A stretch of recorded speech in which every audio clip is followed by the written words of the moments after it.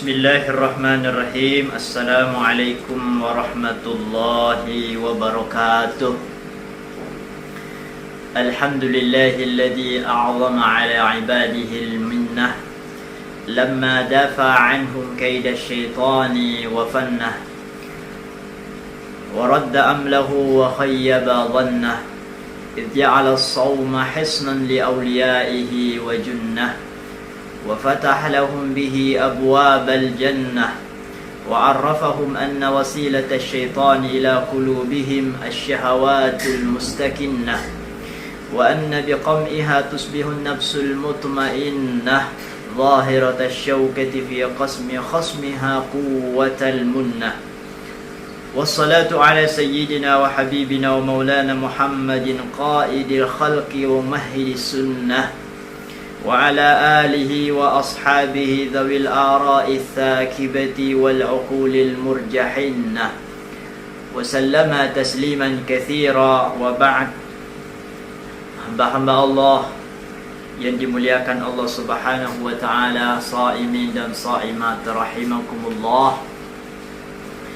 Mari kita lanjutkan kajian rahasia puasa atau kajian spesial Ramadan yang mengkaji seputar rahasia puasa ala Imam Al-Ghazali dalam kitab Ihya Ulumuddin. Mudah-mudahan kita mendapat keberkahan ilmu dari beliau dan semua kita bisa meraih puasa yang sempurna di sisi Allah Subhanahu wa taala. Dan pada pertemuan yang ke-5 kali ini kita akan, atau ke-6 ya, kita akan membahas mengenai puasa khusus yang dimana beliau menjelaskan ada 6 perkara atau 6 hal yang mendasar yang harus dijaga oleh orang yang puasanya khusus. Dan kemarin kita telah membahas hal yang pertama, yaitu menjaga pandangan mata atau ghaddul basar. Nah, sekarang kita akan lanjutkan. Mari kita mulai ngaji pada kesempatan ini dengan menghadiahkan surah Al-Fatihah kepada para ulama, khususnya Rasulullah SAW, para sahabatnya dan para ulama, khususnya Al-Imam Al-Ghazali qaddasallahu sirrah wa nawwara darihah, ila hadratin Nabi Mustafa sallallahu alaihi wasallam wa ila hadrati ikhwanihi minal anbiya'i wal mursalin wal awliya' wasyuhada' was salihin wal ulama'il alimin wal musannifin al mukhlasin, khususan hujjatul Islam Aba Hamid Muhammad ibn Muhammad ibn Muhammad ibn Ahmad At-Tusi Al-Ghazali Asy-Syafi'i, nawwara dariyah wa nafa'na bihi wa bi'ulumihi fid darain. Al-Fatihah. A'udzu billahi minasy syaithanir rajim. Bismillahirrahmanirrahim. Alhamdulillahi rabbil alamin, arrahmanir rahim, maliki yaumiddin. Iyyaka na'budu wa iyyaka nasta'in. Ihdinas siratal mustaqim, siratal ladzina an'amta 'alaihim ghairil maghdubi 'alaihim waladdallin. آمين. قال المؤلف رحمه الله تعالى ونفعنا به وبعلومه في الدارين آمين يا رب العالمين. As-tsani, yang kedua. Jadi kemarin kita sudah membahas yang pertama, ghaddul basar, puasanya orang khusus, puasa spesial, puasanya orang-orang saleh al-muqarrabin. Yang kedua yang harus diperhatikan adalah hifdzul lisan, menjaga lidah. Menjaga lidah dari apa? Anil hadayani, dari omongan yang sia-sia atau ngomel-ngomel, ngoceh dan seterusnya. Wal kizbi, dan bohong. Wal ghibati, ghibah. Wan namimati, adu domba. Wal fuhshi, dan omongan yang jorok. Wal jafai, dan omongan yang kebencian. Wal khusumati, dan omongan permusuhan. Wal mirai, dan perdebatan atau pertentangan, pertengkaran. Mira itu debat, tapi debat kusir ya, debat yang tujuannya untuk menjatuhkan orang. Ya, mendebat orang tapi bukan mencari ilmu, tapi menjatuhkan, bertengkarlah. Wa ilzamuhus sukuta, dan mengharuskan orang yang puasanya khusus, mengharuskan harus diam. Jadi menjaga dari semua omongan yang disebutkan tadi, yang omongan-omongan negatif, dan harusnya mendiamkan lisan, menjaga lisan agar diam. Wa syughluhu bi dzikrillahi subhanahu, dan lidah kesibukannya, sibuknya lidah itu justru dengan zikir kepada Allah subhanahu wa ta'ala. Wa tilawatil Quran, dan sibuknya lidah membaca Al-Quran. Fahada saumul lisani, inilah puasanya lidah. Jadi menjauhi semua omongan yang sia-sia, apalagi bohong, ghibah, menggunjing, adu domba, bertengkar, berdebat, semuanya yang dilakukan lidah hanya sibuk berzikir atau membaca Quran. Wa qad qala Sufyan, dan berkata Imam Sufyan. Sufyan di sini bisa Sufyan Ats-Tsauri atau Sufyan bin Uyainah.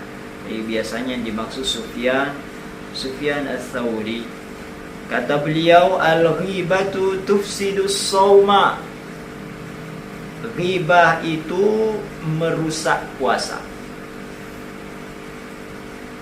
Rawahu Bishru ibnu al-Harith anhu. Jadi selama ini yang kita pahami yang merusak puasa, yang membatalkan puasa, itu hanya makan, minum, hubungan suami istri, atau hal-hal yang berkaitan dengan lahiriah. Padahal kata Imam Sufyan, justru ghibah itu termasuk hal yang merusak puasa. Atau bahkan ini kalau puasa khusus ya, ini membatalkan puasa ya. Puasanya jadi batal, cuman secara fikih nggak batal dan tidak harus qada. Jadi menurut puasa lahiriah nggak harus qada, ya nggak apa-apalah. Tapi menurut orang yang khusus ini sudah merusak puasa dan tidak ada, ya batal karena nggak ada pahalanya. Makanya dalam kajian fikih biasanya kalau ghibah dan saudara-saudaranya itu nggak membatalkan puasa, hanya membatalkan pahala puasa. Tapi bagi orang-orang khusus, kalau pahalanya sudah batal, lo apa artinya, apa bedanya dengan puasa batal gitu. Jadi sia-sia dong. Makanya ini termasuk membatalkan puasa khusus. Warawa Laitsun an Mujahid, Imam Al-Laits meriwayatkan dari Imam Mujahid. Apa kata Imam Mujahid? Khoslatani tufsidani siyama. Ada dua hal yang merusak puasa, yaitu al-ghibatu wal kizbu. Ghibah, menggunjing dan berbohong.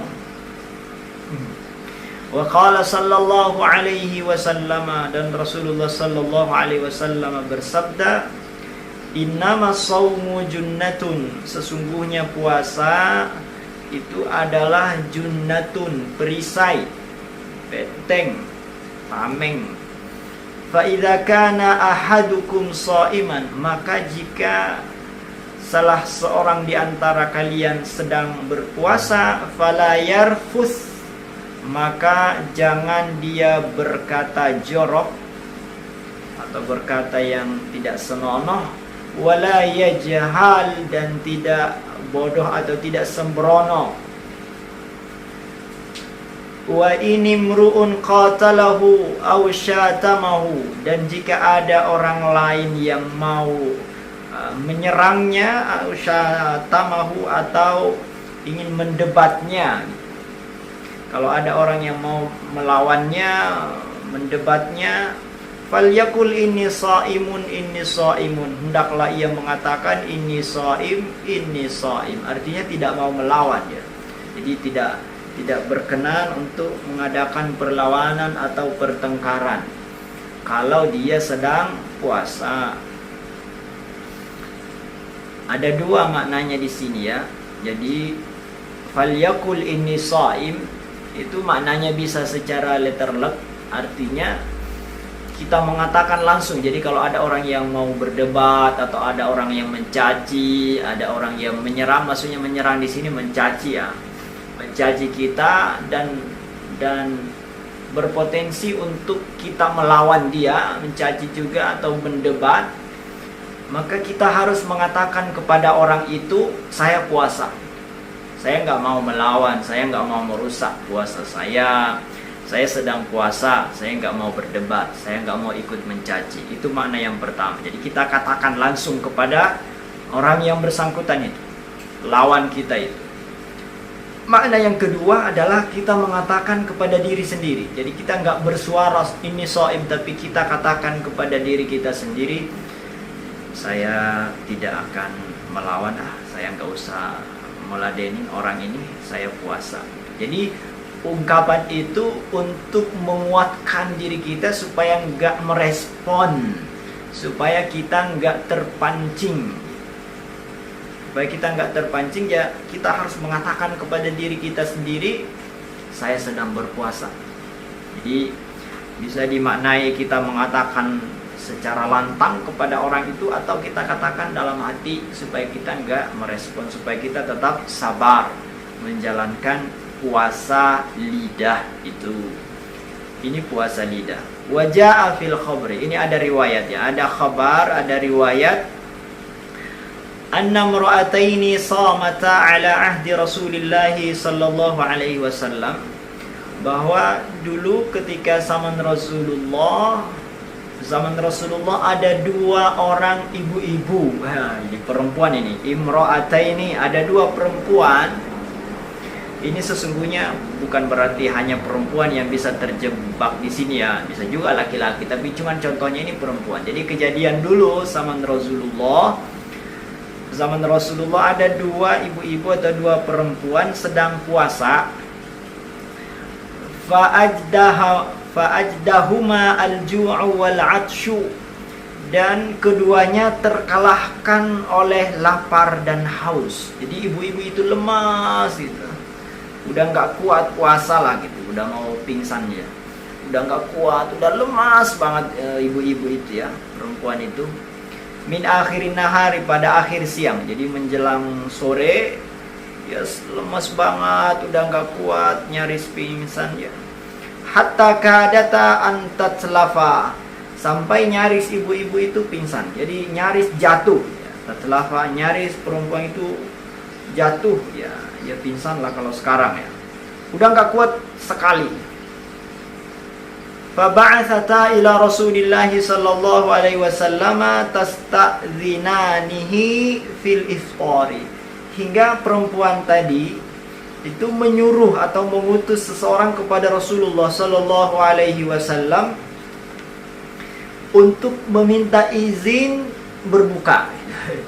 Ini ibu ini karena udah nggak kuat, nyuruh orang, lapor pada Rasulullah dong, minta izin gitu. Mana tahu sudah bisa dikasih keringanan lah. Ini udah darurat ini, daripada mati saya ini, mungkin saya bisa berbuka, dikasih keringanan untuk buka puasa aja. Udah nggak kuat, ayo dong minta ke Rasulullah sallallahu alaihi wasallam gitu. Makanya ada orang lapor kepada Rasulullah sallallahu alaihi wasallam. Atau bisa saja keduanya datang kepada Rasulullah. Fa arsala ilaihima qadhan.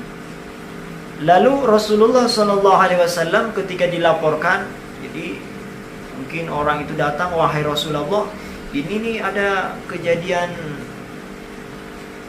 nggak biasa ini, ada kasihan ibu-ibu nih, ada ibu-ibu di sana 2 orang, dia udah nggak kuat puasa, minta rukhsah, minta keringanan, mungkin sudah boleh beriftar aja, bisa buka, karena udah nggak kuat, udah mau pingsan tuh orang tuh, udah nggak tahan sama sekali, nanti takutnya malah mati. Farsala ilaihi maqadhan. Rasulullah justru menyuruh orang itu bawa nampang ya. Jadi Rasulullah justru menyuruh orang itu udah balik kepada ibu itu bawa nampang ini. Disuruh bawa ya mungkin sekarang baskom lah ya, atau ember gitu. Jadi ember atau baskom disuruh bawa. Lalu bawa ini ke ibu itu. Loh, kaget orang itu. Oh, ini orang minta izin supaya nggak puasa, lo malah disuruh bawa ember atau baskom tuh, wadah qadhan gitu. Wa qala Rasul, dan beliau bersabda, kullahuma qi'a atau qayya'a fihi ma aqaltuma. Kata Rasulullah, katakan kepada 2 ibu itu, muntahkan apa yang engkau makan ke dalam wadah ini. Jadi rupanya wadah itu tujuannya untuk menampung muntah ibu itu. Jadi ibu itu justru disuruh muntah sama Rasulullah. Katakan sama ibu itu, suruh muntahin apa yang kamu makan ke wadah ini, muntahin ke baskom ini. Oh, kaget orang tadi. Loh, bukannya tadi orangnya kelaparan, oh malah disuruh muntahin kan orang kekenyangan. Ini orang kelaparan kok malah disuruh muntah. Tapi udah ikut aja, oh, perintah Rasulullah begitu ya, dia ngikut aja. Faja'at ihdahuma, maka salah seorang di antara keduanya, singkat cerita ya, salah seorang dari ibu-ibu itu disuruh muntah, ya udah muntah, dan dia muntahnya itu sampai memenuhi setengahnya, nisfahu, setengah dari qadhan tadi, setengah dari baskom tadi, muntahnya itu. Dan muntahnya itu dia memuntahkan daman abitan, daman itu darah yang masih segar itu, walahman gharidan, dan daging yang masih segar. Jadi darah dan daging yang segar itu dimuntahkan oleh salah seorang ibu. Itu kan 2 orang. Orang yang pertama memuntahkan daging dan darah yang segar, dan setengah dari baskom itu banyaknya daging dan darah itu. Wah, orang pada kaget. Ini orang kelaparan kok malah di dalam perutnya banyak daging dan darah gitu. Waqa'atil ukhra, dan perempuan yang kedua juga memuntahkan misla dzalik, seperti itu, sebanyak itu juga, hatta mala'atahu, sampai penuh. Karena ini kan tadi orang yang pertama setengahnya baskom udah penuh darah dan daging. Nah yang kedua sebanyak itu juga, akhirnya ya baskom itu penuh. Kan 2 orang, satu ya setengahnya, ya berarti kalau 2 ya penuh full baskom atau wadah tadi dengan darah dan daging yang segar. Wah, fa'ajaban nasu min dzalik, orang-orang pada heran. Duh, ini kalau zaman sekarang ini bisa viral ini ya. Ada ibu-ibu kelaparan kok malah muntahin darah dan daging yang segar. Ini ada apa ini? Ini aneh nih, ajaib. Viral ini. Jadi sama Rasulullah belum ada medsos ya, jadi nggak viral. Tapi laporan ini sampai kepada kita. Faqala sallallahu alaihi wasallam. Nah, ini poinnya di sini. Rasulullah sallallahu alaihi wasallam bersabda, hatani somata amma ahallallahu lahuma wa aftarata ala ma harramallahu ta'ala alaihima. Hatani somata, 2 perempuan ini sedang puasa, menahan diri, amma ahallallahu lahuma, berpuasa dari yang halal, menahan diri dari makan minum yang halal. Kan puasa kita menahan dari yang halal. Sama ibu ini menahan diri dari yang halal, jadi nggak makan, nggak minum dari makanan yang halal. Tetapi ya ini nih poinnya, wa aftarata ala ma harramallahu ta'ala alaihima, tapi dia berbuka dengan hal-hal yang dilarang oleh Allah. Apa yang dilarang oleh Allah tadi itu? Ya tadi itu ghibah. Makanya dalam Quran itu wala yaghtab ba'dukum ba'dha. Tidak boleh di antara kalian saling menggibah, saling menggunjing. Ayuhibbu ahadukum an ayyakula lahma akhihi maitan fakarihtumu. Apakah kalian tega memakan daging saudara sendiri yang telah mati, bangkai? Jadi menggunjing itu memakan daging saudara kita. Yang kita gunjingkan, yang kita gibahin itu kita memakan dagingnya. Sama di sini. Perempuan tadi memuntahkan daging itu karena habis menggibah, habis menggunjing. Makanya di dalam perutnya ada daging dan darah yang segar. Masya Allah. Ini keajaiban Rasulullah, mukjizat Rasulullah itu begitu. Bisa kejadian itu yang sebelumnya masih metafisik ya. Ini jadi sesuatu yang nyata gitu. Yang biasanya hanya konsep, hanya ide bahwa orang yang ghibah itu seperti memakan daging saudara. Ini nyata sama Rasulullah, benar-benar orang itu memakan dagingnya dan dimuntahkan daging dan darah yang segar itu. Qa'adat ihdahuma, kata Rasulullah, qa'adat ihdahuma ilal ukhra, keduanya duduk-duduk, faja'alata taghtabanin nasa, tapi keduanya saling menggunjing orang lain atau saudaranya. Fahadza ma akalta min luhumihim, yang kamu muntahkan inilah daging yang kamu makan barusan. Ya Allah. Jadi menggibah itu puasanya batal menurut puasa khusus loh ya. Karena kalau puasa awam ya nggak batal. Tapi puasa orang-orang khusus, orang soleh batal. Kenapa? Karena dia makan gitu. Cuma makannya nggak langsung, tapi tetap makan. Dia makan daging saudara. Kalau makan mesti gini ya, makan yang halal aja itu membatalkan puasa, apalagi makan yang haram. Daging manusia kan haram. Nah, orang yang menggibah itu makan daging, gimana gak batal coba? Jadi luar biasa ya, konsep Imam Al-Ghazali itu mengajarkan kepada kita kalau puasa melakukan yang awalnya halal, yaitu makan minum makanan kita yang halal, itu aja membatalkan puasa, apalagi kita melakukan yang haram, itu justru lebih batal lagi. Tuh, keren, Masya Allah. Baik, kita lanjutkan. As-salisu, yang ketiga. Jadi tadi itu yang kedua, hifdzul lisan, menjaga atau mempuasakan lidah.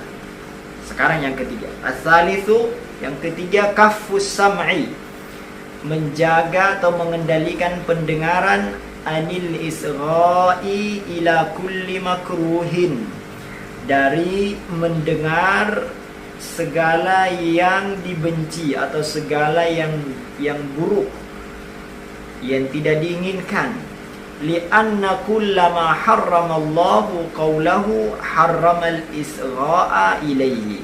Karena kenapa dilarang kita mendengarkan semua yang dibenci atau semua yang buruk? Karena semua yang diharamkan Allah untuk diucapkan, termasuk ghibah dan saudara-saudaranya itu juga diharamkan untuk didengarkan. Nah, ini konsep ini.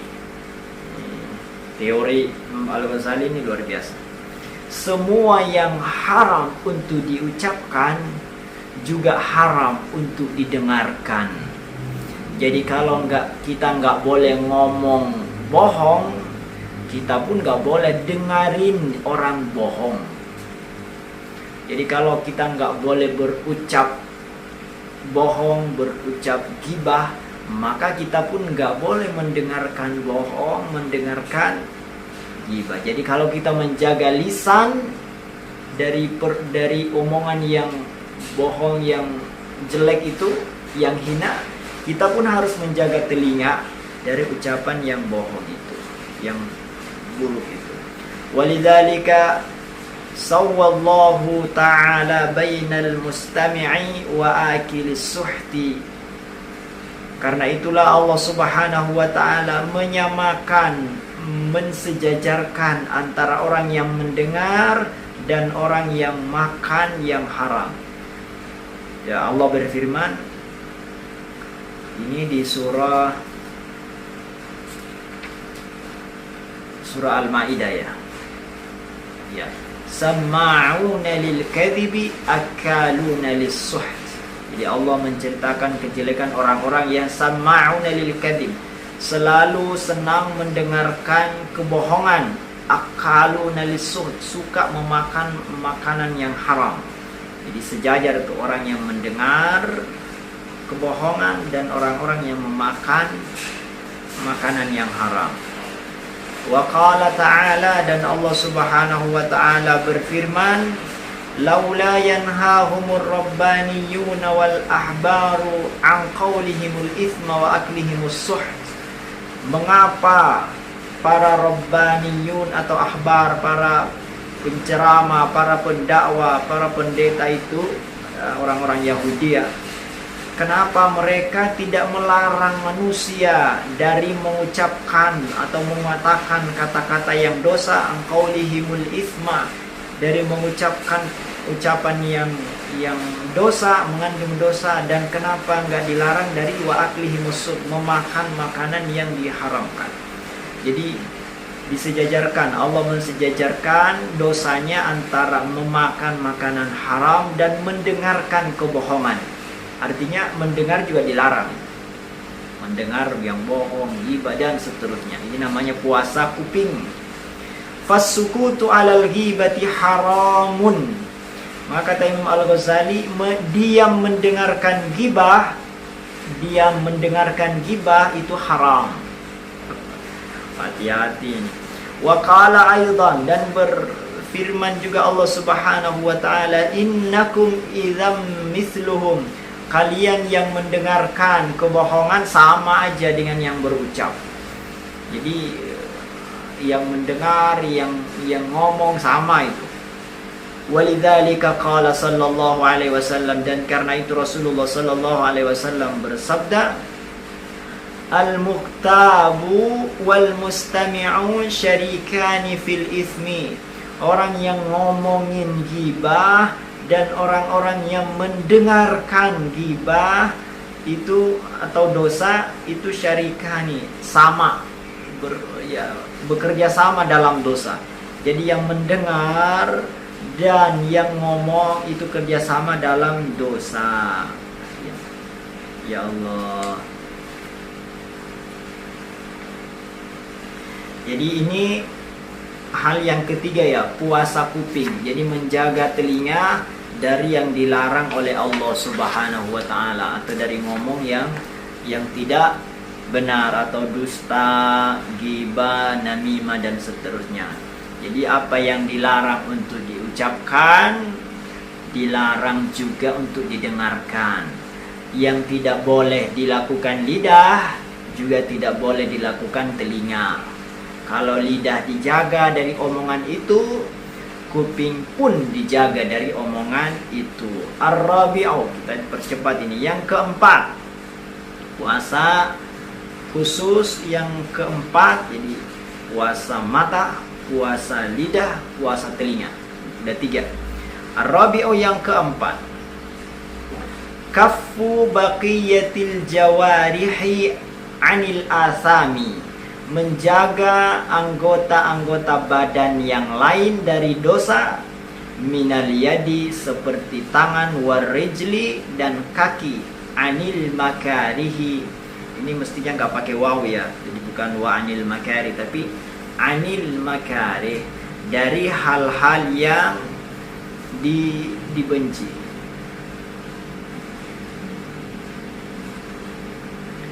Wa kafful batni. Jadi selain puasa tadi yang disebutkan 3 itu, ini juga ada puasa tangan, puasa kaki. Dan wakaful batni, dan puasa perut, tapi bukan perut dari makan di siang hari. Anis syubuhati waqtal iftari.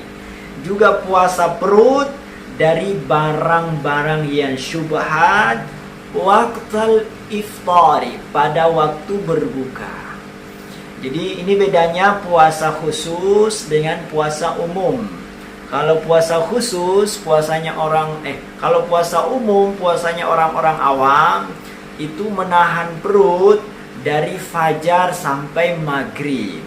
Tapi kalau orang-orang khusus, orang-orang salihin, itu termasuk waktu iftar. Maghrib pun itu tetap dijaga perutnya dari makan berlebihan atau makan yang syubhat.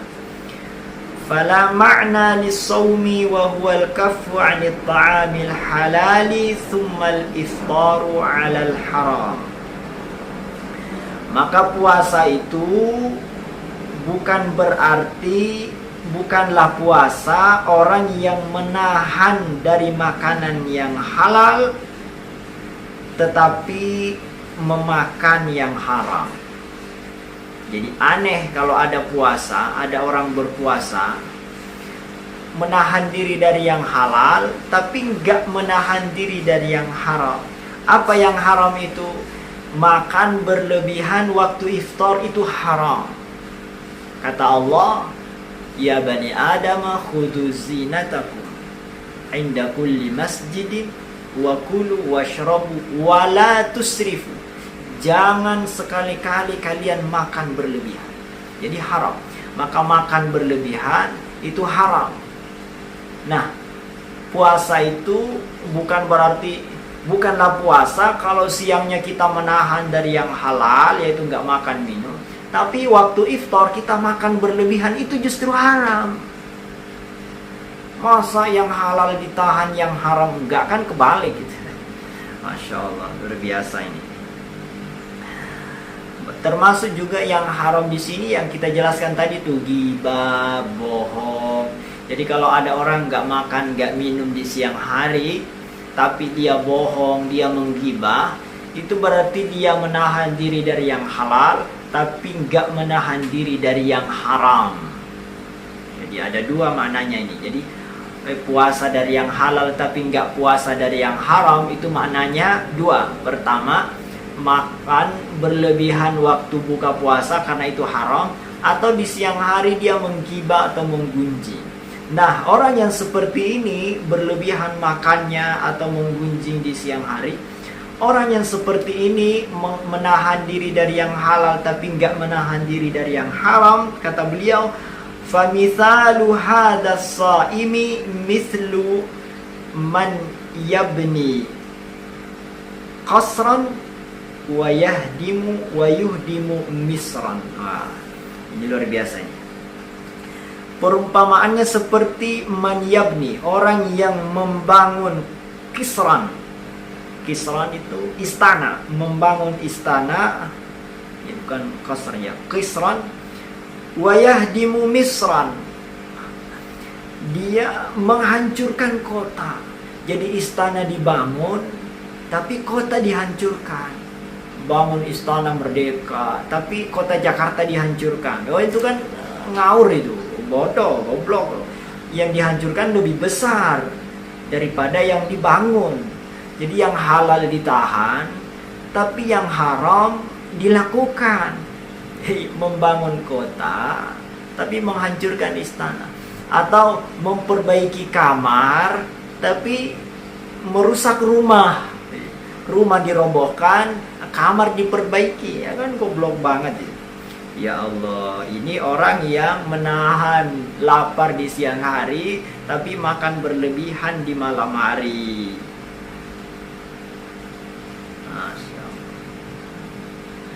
Nah, kata beliau, kenapa bisa begitu? Fa inna ta'amal halala innama yadurru bikasratihi la binaw'ihi. Karena makanan yang halal itu berbahaya karena banyaknya, bukan karena jenisnya. Jadi meskipun jenisnya halal, tapi karena banyak berlebihan jadi haram atau jadi berbahaya. Fasaumu litaqlidihi, maka puasa itu tujuannya untuk mempersedikit atau mengurangi makan. Wa tarikul istiktsari minad dawai. Nah, ini ada perumpamaan lain ini. Ini perumpamaan dari Imam Al-Ghazali. Jadi makan berlebihan di malam hari di bulan Ramadan, makan berlebihan di malam hari di bulan Ramadan itu haram. Jadi kalau tidak makan di siang hari itu menjauhi yang halal. Makan berlebihan di malam hari melakukan haram, itu bodoh sekali. Masa yang halal ditahan, yang haram gak ditahan? Seperti memperbaiki kamar tapi merubuhkan rumah, membangun istana, menghancurkan kota. Hati-hati nih, ini konsep yang luar biasa. Perumpamaan yang berikutnya kata beliau, watarikul istiktsari minad dawai khaufan min dararihi idza adla ila tanawuli as-summi kana safihan. Orang yang memperbanyak minum obat, orang yang makan obat karena takut bahayanya. Jadi watarikul istiktsari, orang yang menghindari makan obat berlebihan karena takut bahaya. Jadi ada orang makan obat itu nggak berlebihan ya, ditahan ya, 3 kali sehari aja ya. Tapi ila tanawulis summi, dia justru minum racun. Jadi kalau ada orang minum obatnya itu sesuai porsi ya, sesuai arahan dokter, sesuai dosis, tapi dia minum racun, gimana itu? Ada orang sakit pengen sembuh, minum obat, itu teratur, nggak langsung diminum semua, diatur makan obatnya supaya ya cepat sembuh. Tapi justru minum racun. Jadi minum obat tapi minum racun, itu kan goblok sekali ya. Jadi menahan diri dari yang halal, berpuasa di siang hari itu seperti kita sedang minum obat. Tapi makan berlebihan di malam hari itu minum racun. Masya Allah, ini teori yang luar biasa ini. Saya ulangi ya. Menahan makan di siang hari, makan minum tentunya, itu seperti kita minum obat. Lalu kalau kita makan berlebihan di malam hari, itu minum racun. Wah, saat siangnya minum obat, malamnya minum racun, ya goblok sekali. Maka jangan makan berlebihan. Puasa perut itu nggak hanya sampai maghrib. Puasa perut itu justru diuji setelah maghrib. Ini puasanya orang khusus. Jadi kalau puasanya orang awam sampai maghrib, setelah maghrib gas full. Istilah orang sekarang, gas full. Tapi kalau orang khusus setelah maghrib justru di situ teruji karena nafsu makan sedang memuncaknya. Justru ujiannya untuk menahan perut itu setelah maghrib, teman-teman. Oh, ini konsep baru ini. Nafsu perut ditahan setelah maghrib. Artinya bukan berarti jangan buka puasa ya, tetap kita makan, buka takjil, tapi jangan berlebihan. Karena berlebihan itu haram, berlebihan itu racun. Wal haramu sammun yuhlikud dina. Makanan haram atau makan yang berlebihan itu racun yang merusak agama. Wal halalu dawaun yantafi'u qaliluhu. Ini makanan haram itu racun. Makanan halal itu obat yang bermanfaat kalau dimakannya sedikit. Obat itu kan nggak boleh melebihi dosis itu. Ada aturannya obat itu ya, paling 3 kali sehari, nggak boleh lebih dari itu. Jadi makanan yang halal itu bagaikan obat, tapi obat yang bermanfaat kalau minumnya sesuai dosis, sesuai porsi. Wa yadurru katsiruhu, dan kalau dimakan banyak, diminum banyak justru berbahaya. Wa qasdus shaumi taqliluhu, Dan tujuannya puasa itu untuk membatasi, mempersedikit makanan halal. Iya, ini teori, lagi-lagi teori, Masya Allah, konsep yang luar biasa. Makanan haram jelas racun, tapi makanan halal itu kalau sedikit obat, kalau banyak racun. Tujuan puasa mempersedikit supaya yang kita makan yang halal itu jadi obat, gitu. Nah, jadi makanan halal itu nggak semuanya enak, nggak semua membawa kebaikan. Makanan halal nggak semua membawa kebaikan. Makanan haram membawa keburukan. Makanan halal kadang membawa kebaikan, kadang membawa bahaya. Membawa kebaikan kalau sesuai porsi, sedikit nggak kekenyangan, tapi membawa bahaya, racun, mematikan kalau sesuai, kalau melebihi kapasitas, melebihi batas wajar. Terakhir ya, waqad qala sallallahu alaihi wasallam, dan Rasulullah sallallahu alaihi wasallam bersabda, nah, ini hadis yang sangat populer. Kam min shaimin laisa lahu min shaumihi illa al-ju'u wal 'atshu. Dalam riwayat, dalam redaksi lain, min siyamihi. Kam min shaimin, betapa banyak orang yang berpuasa, laisa lahu min shaumihi, dia tidak dapat apa-apa dari puasanya, illal ju'u wal 'atash, kecuali yang dia dapat hanya lapar dan haus.